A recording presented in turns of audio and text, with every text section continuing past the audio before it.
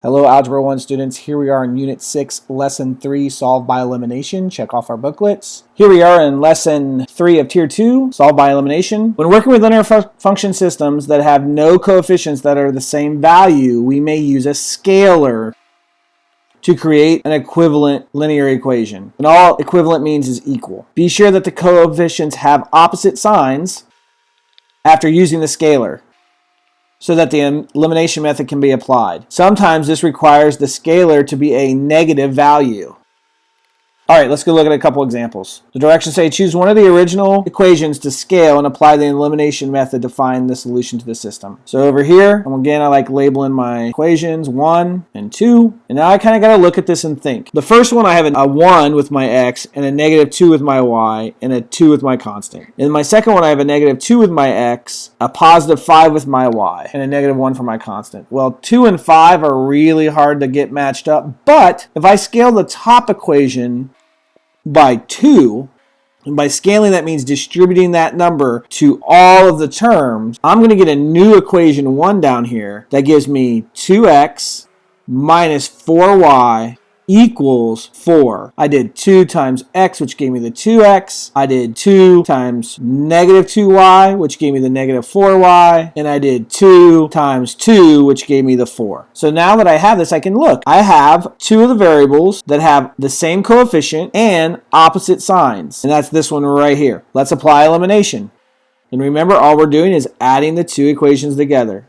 2x plus negative 2x, which gives me 0, 5y minus 4y, which gives me just y, and then negative 1 plus 4, which gives me positive 3. So I can see that I found my y value at 3. Now I have to take this y value and plug it back into one of the original equations. Well, I'm going to plug it into the first one. So I go back to equation 1, which is x minus 2y equals 2, and I'm going to plug 3 in for y. So I get x minus 2 times 3 equals 2. I get x minus 6 equals 2. I got to add 6 to both sides to get rid of it on the left. So I get x equals 8. So now that I have found my x and my y value,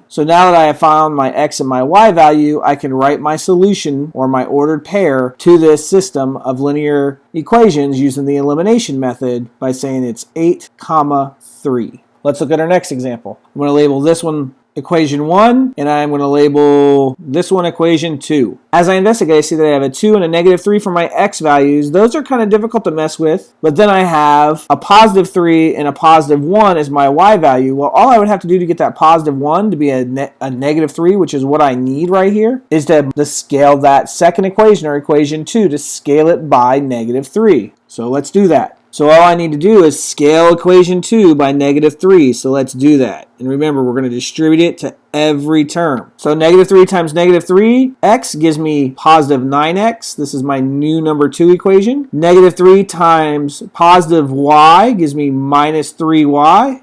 And then negative 3 times positive 23 is going to give me negative 69. Now I just want to rewrite equation 1 below it.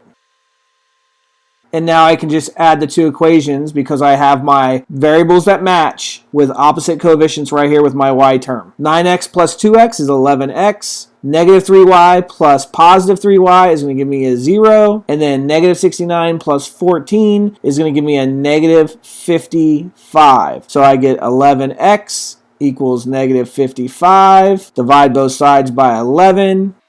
X is going to equal negative 5. Now I need to take that and plug it back in to find my y term. I'm just going to use equation 1. 2x plus 3y equals 14. So I'm going to plug the negative 5 in for my x. So I get 2 times negative 5 plus 3y equals 14. So I'm going to get negative 10 plus 3y equals 14. So now I got to move the 10 away from the variable because I'm trying to isolate it. So I'm going to add 10 to both sides. Balance point, those cancel. I get 3y is equal to 24. Divide both sides by 3. Balance point, I get y equals 8. So now that I have my x value and I have found my y value, I can write it as an ordered pair for the solution of this linear equation that I found through elimination, which is my x value is negative 5 and my y value is 8. Good luck on your practice sets. You may have to watch this video a couple times to understand how to do this.